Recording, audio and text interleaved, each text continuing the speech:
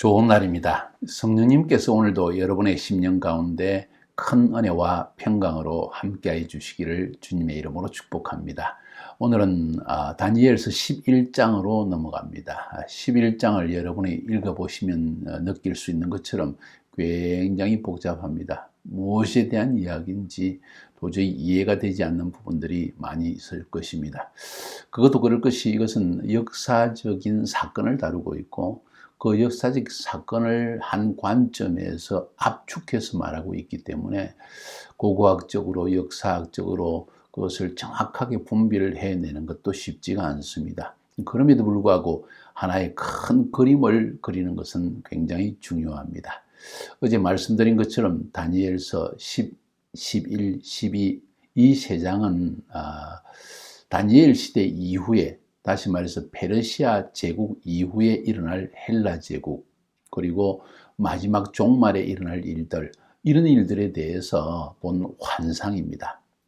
그 환상은 또 우리가 이해를 잘 해야 됩니다. 시간 순서로 완벽하게 이야기하고 있는 것이 아니라 시간 순서이긴 하지만은 한 사건을 집중적으로 다루고 있고 특별히 11장 오늘 본문의 21절부터 마지막 절까지 해서 한 사건을 집중적으로 다루고 있고 또 그것이 결국 12장 마지막 장에서 종말에 일어날 일들과 연관이 있다는 것을 설명해 주고 있습니다. 그래서 쉽지 않은 내용입니다. 그러나 중요하게 알아야 될 것은 10장, 11장, 12장을 통해서 하나님께서는 다니엘에게 종말에 일어날 일들, 특별히 페르시아 제국 이후부터 마지막 종말에 일어날 일들을 어느 정도 자세하게 설명해 주고 있다는 것입니다. 이것을 통해서 우리가 하나님께서 마지막 때 행하실 일들, 또 세상 제국, 세상 왕국 가운데서 행하실 일이 무엇인가를 아는 것은 매우 중요합니다. 11장은 제가 두 번에 나누어서 설교를 하려고 합니다. 오늘 그리고 다음 내일 이렇게 11장 1절부터 20절까지 오늘 말씀을 하고 그 다음 21절부터 45절까지는 다음 시간에 다루려고 합니다. 오늘 이 11장 첫 번째 부분의 제목은 세상 왕국이 구하는 것, 그것은 권력 다툼이다. 이로 말미암아 죽이고 죽임을 당하고 빼앗고 빼앗김을 당하는 이러한 역사는 계속되고 있다는 것을 우리에게 보여주고 또 그 가운데에서 이스라엘 나라와 관계한 이야기들을 다루고 있는 것입니다. 자, 그래서 11장 첫 번째 부분을 살펴보려고 합니다.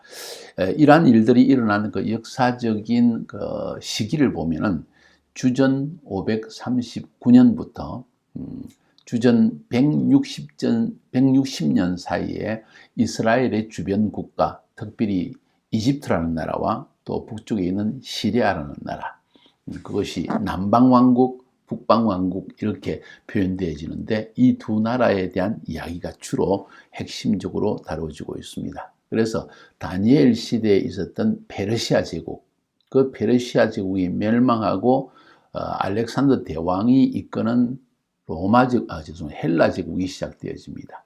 이 헬라 제국이 네 왕국으로 나뉘어져서 네 왕국 가운데서도 북쪽 시리아 왕조와 남쪽 애굽 왕조, 이 다 헬라 왕족입니다. 그러니까 백인들의 역사입니다.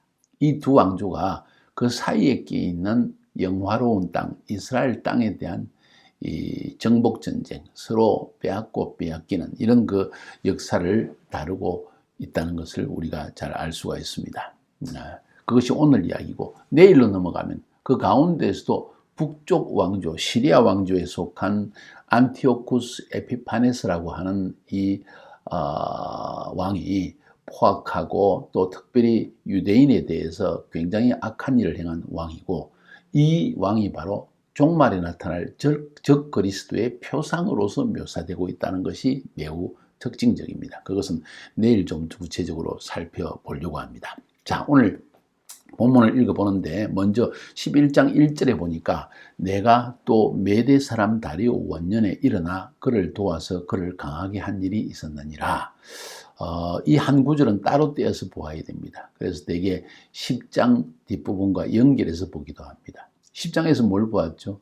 다니엘의 21일 금식기도, 우리가 기도할 때 하늘에서 영적 전쟁이 일어난다 하는 사실, 그래서 이런 영적 전쟁의 결과로서 메대 사람 다리오 원년에, 다시 말해서 페르시아 시대가 열려지는 그때에 미가엘 천사가 이 다리오를 도와가지고 그를 강하게 한 일이 있었다. 무슨 이야기입니까? 하늘에서 페르시아 제국을, 그 당시에 바벨론 제국이 넘어지고 페르시아 제국으로 넘어갈 때 페르시아 제국을 도운 미가엘 천사장의 일을 여기에서 언급하고 있는 것입니다. 우리가 기도할 때 이런 역사가 나타난다는 것입니다. 어찌 보면 다니엘의 기도를 하나님께서 들으시고 하늘에서 페르시아를 장악하는 악한 영의 세력을 도와가지고 이 다리오 왕이 일어나게 하였다 하는 이런 묘사로도 표현될 수 있습니다. 중요한 것은 우리가 기도할 때 역사를 변화시키시는 하나님의 능력과 기적을 체험할 수 있다. 우리가 어떤 정치적 상황 가운데 처해 있든 간에 우리의 기도가 이 정치 세계에 영향을 미친다는 것 아십니까? 우리의 단순한 데모 혹은 비판의 글들 이런 것들 또 할 사람들 하겠죠. 그러나 크리스찬의 가장 중요한 역할이라는 것은 기도로서 역사를 변화시키시는 하나님의 손길을 기대하는 것입니다. 우리는 기도하는 사람들입니다. 그리고 이 기도와 금식은 위대한 능력을 가지고 있다. 왜? 그것은 영적 전쟁을 수행하여서 악한 세력들을 몰아내고 하나님의 선한 역사가 천사들을 통해서 일어나게 하는 일이기 때문입니다. 그래서 우리의 기도는 굉장히 중요합니다. 우리의 기도에 자부심을 가져야 합니다. 자, 오늘 2절부터 4절까지를 먼저 살펴보기를 원합니다. 왜냐하면 이것은 페르시아 제국의 멸망과 헬라 제국이 일어나고 그 헬라 제국이 또 분열되는 일을 설명하는 큰 새로운 부분에 해당되기 때문입니다. 2절에 보니까 이제 내가 참된 것을 너에게 보이리라. 보라, 바사에서 또 새 왕들이 일어날 것이요 그 후의 넷째는 그들보다 심히 부유할 것이며 그가 그 부유함으로 강하여진 후에는 모든 사람을 충동하여 헬라 왕국을 칠 것이다. 페르시아 제국에 대한 이야기를 한 줄로 아주 짧게 이야기했습니다. 바사 제국에서 또 새 왕이 일어난다. 다시 말해서 바사 제국의 첫 왕인 고레스의 후계자에 대한 이야기입니다. 세 왕, 첫 번째는 캄비세스 2세, 두 번째는 스메르디스라고 하는 짧은 기간 있었던, 그 다음에 세 번째는 다리우스 히스타스피스라고 하는 왕, 우리 별로 알려지지 않은 왕들입니다. 그 이후에 그래도 가장 그 당시에 강했던 왕 이름은 우리가 잘 아는 에스더 시대의 아하수에로 왕입니다. 혹은 역사적으로 크세르크세스 왕이라고도 표현하기도 합니다. 자, 이 아하수에로 왕 때 그가 아주 강한 왕이 되어서 부유하지만 그 부유함으로 강해진 다음에 이 그리스 지역을 치려고, 마케도니아 그리스 지역을 치려고 아주 애를 쓰게 됩니다. 물론 패하게 되어서 우리가 잘 알고 있는 헬라 도시국가와의 전쟁을 일으켜서 그 지역을 페르시아 제국이 점령하려고 애를 많이 썼죠. 그런데 유명한 마라톤 전투와 살라미스 해전에서 대패를 당하고 말고 그 이후에 결국 페르시아는 이 그리스 지역, 마케도니아 지역의 정복의 꿈을 이루지 못하고 멸망하고 맙니다. 그 이야기가 지금 짧게 기록되어 있는 것입니다. 자, 3절로 넘어가 보면 장차 한 능력 있는 왕이 일어나서 큰 권세로 다스리며 자기 마음대로 행하리라.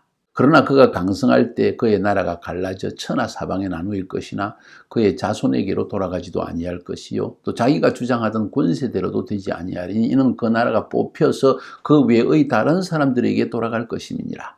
뭔 이야기입니까? 여기서 말하는 장차 한 능력 있는 왕은 알렉산더 대왕을 이야기하는 것입니다. 마케도니아의 알렉산더 대왕이 헬라 제국을 열어서 그의 원하는 대로 모든 것을 다스렸다. 그런데 그가 강성할 때 막 정복전쟁을 하고 인도까지 치고 들어갔을 때 나라가 갑자기 갈라졌다. 왜?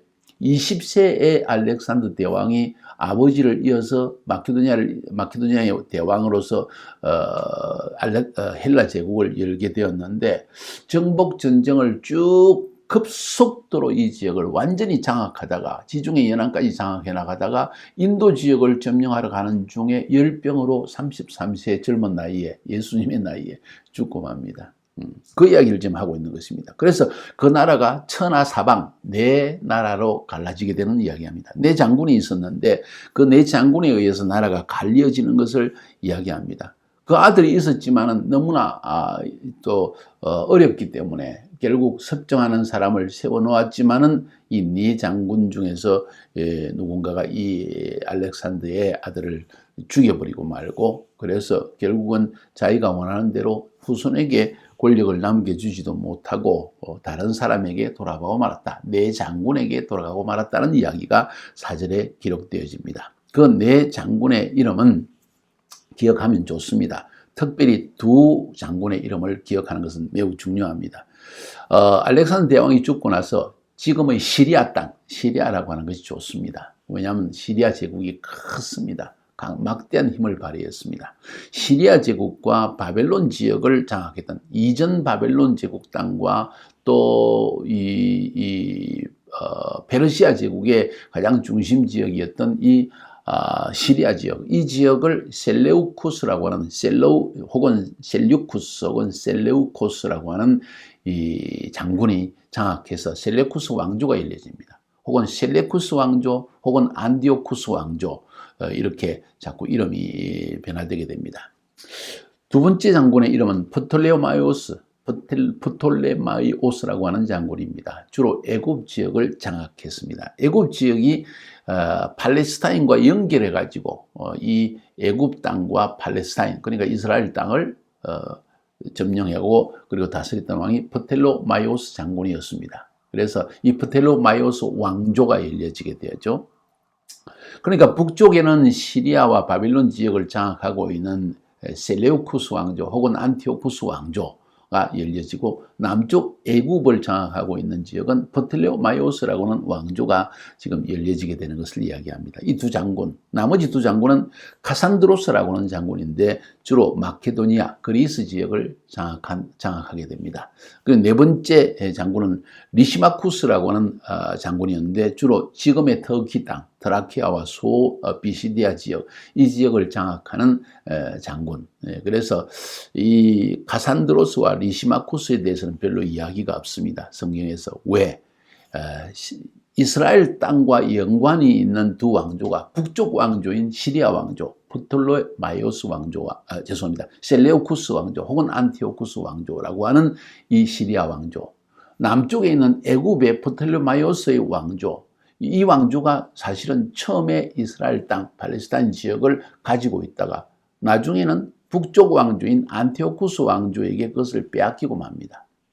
이 이야기가 지금 오늘 이 11장 전체 계속 북왕조와 남왕조의 싸움에 대한 이야기가 끊임없이 펼쳐지고 있는 것이 오늘 이야기입니다. 그래서 오늘 1절부터 20절까지를 살펴본다고 했습니다. 왜냐하면 남쪽 왕조와 북쪽 왕조의 끊임없는 싸움의 이야기가 나오고, 21절부터 45절 내일 볼 그 부분은 북쪽 왕조가 결국은 완전히 이 지역을 장악하게 되어져서 특별히 영화로운 땅, 이스라엘 땅, 팔레스타인 땅을 완전히 점령하게 되어지고 어떤 악한 일을 행하였는가.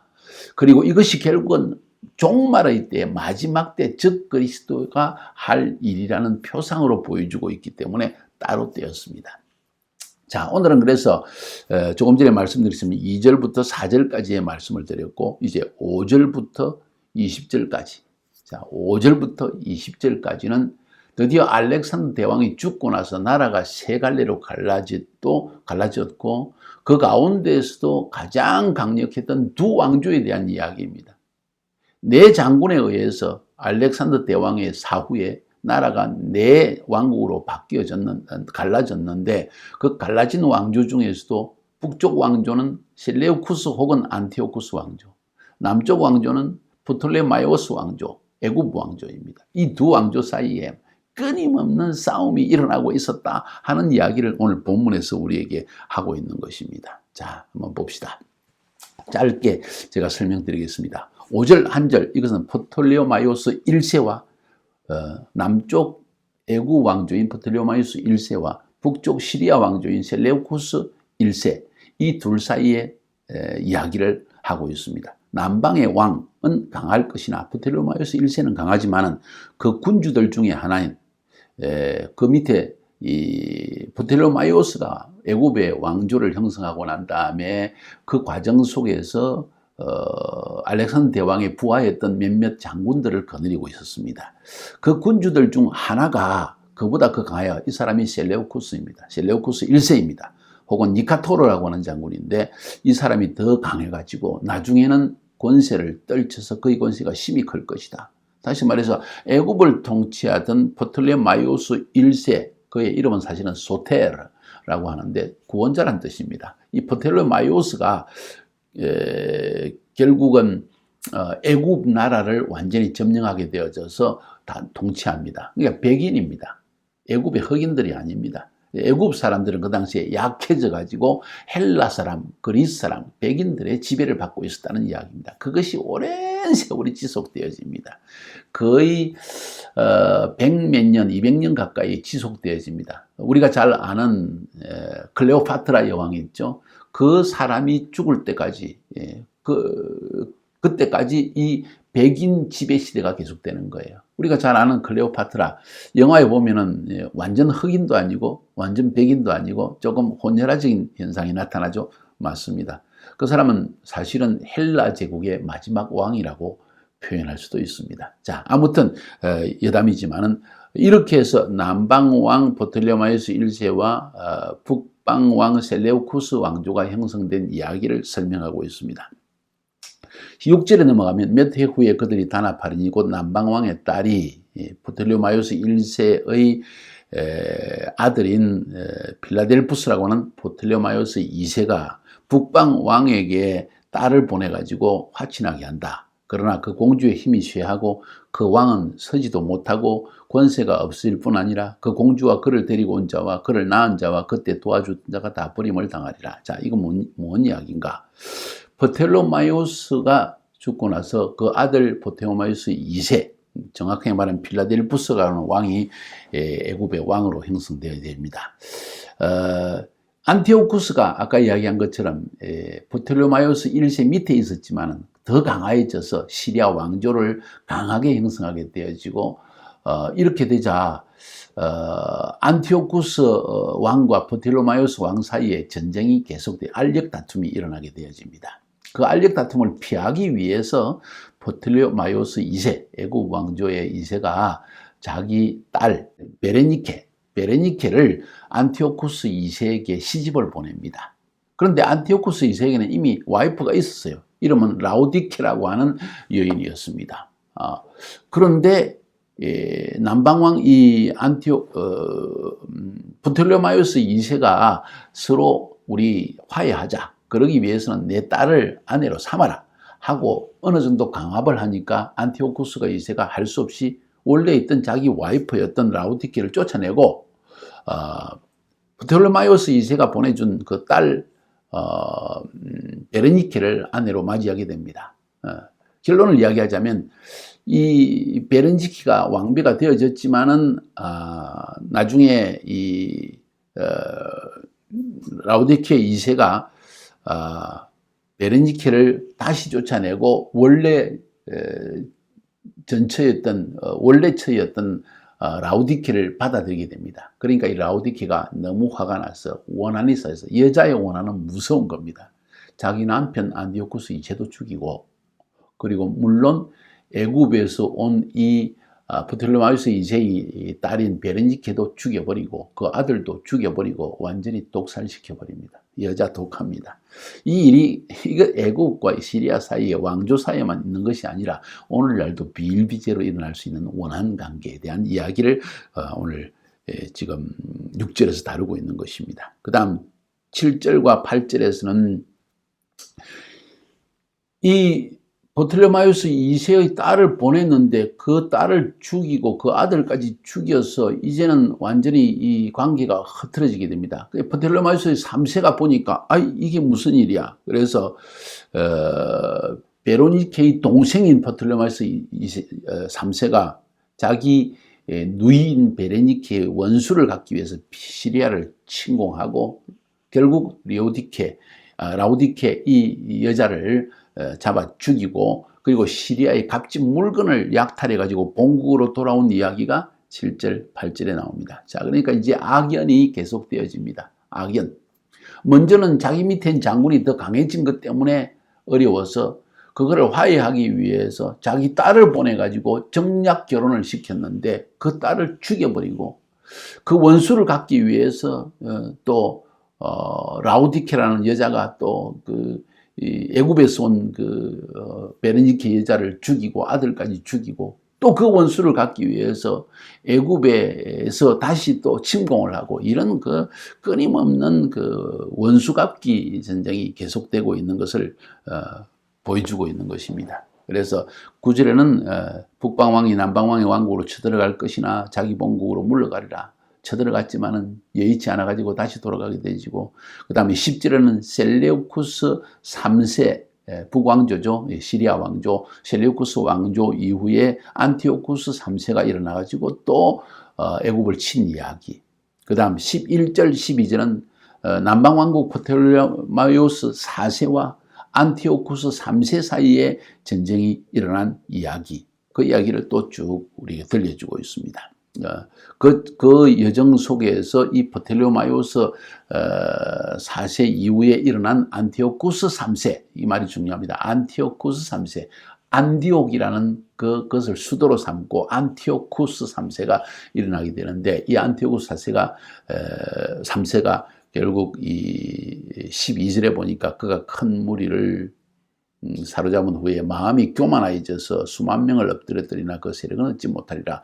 결국 그가 시리아 왕조를 붙잡게 되어지고 이 왕이 악해져 가지고 예루살렘을 다시 애굽의 손에서 빼앗았을 때 대제사장 밖에 들어가지 못하는 지성소에 들어가서 성소를 더럽히는 일을 행하게 됩니다. 그리고 그 일 때문에 원인 모를 병에 걸려서 죽고 마는 이야기, 그것도 또 역사 속에 흘러나오고 있습니다. 자, 그 다음은 13절부터 14절까지인데 이것은 프톨레마이오스 5세, 애굽의 왕조 프톨레마이오스 5세와 시리아 왕조 안티오쿠스 3세 사이에 전쟁이 일어난 이야기, 그 이야기가 나오고 그 이야기에 이어서 14절에는 무슨 이야기인가 하니 이렇게 시리아 왕조와 애굽 왕조가 싸우고 있는 틈에 이스라엘 땅에서는 대제사장의 두 대제사장 집안이 싸움을 했습니다. 친애굽파, 친시리아파 이런 일들이 일어나가지고 그때 이 정치적 변동의 기회를 이용해가지고 이스라엘을 한번 독립시켜 보겠다고 했지만은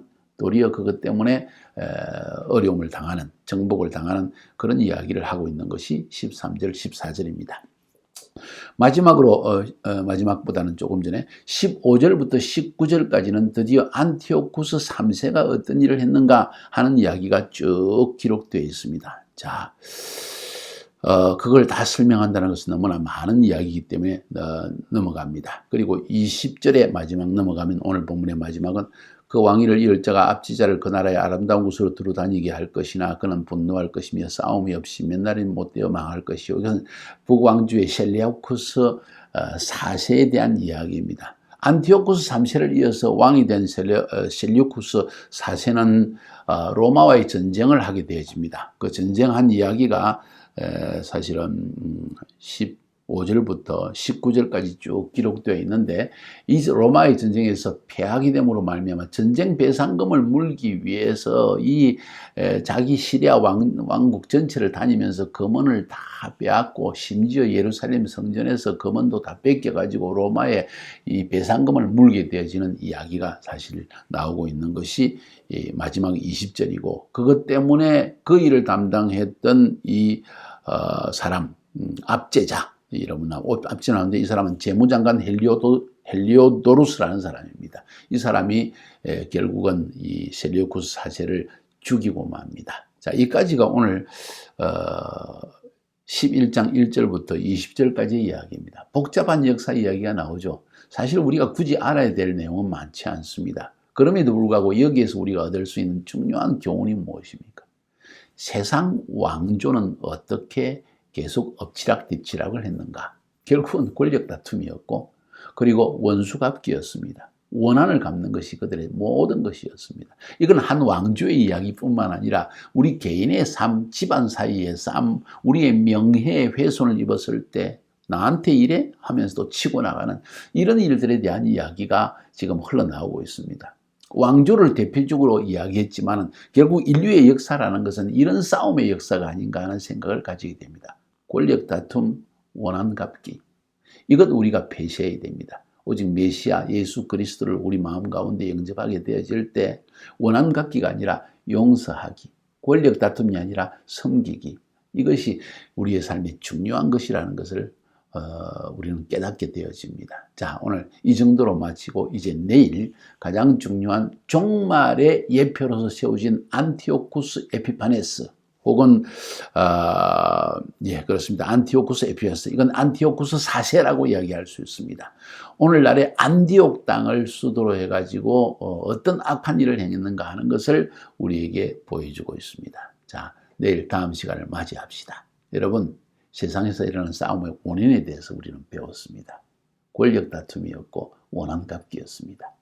용서하고 그리고 섬기는 일을 우리는 지속해야 될 줄로 믿습니다. 승리하시기를 주의 이름으로 축복합니다.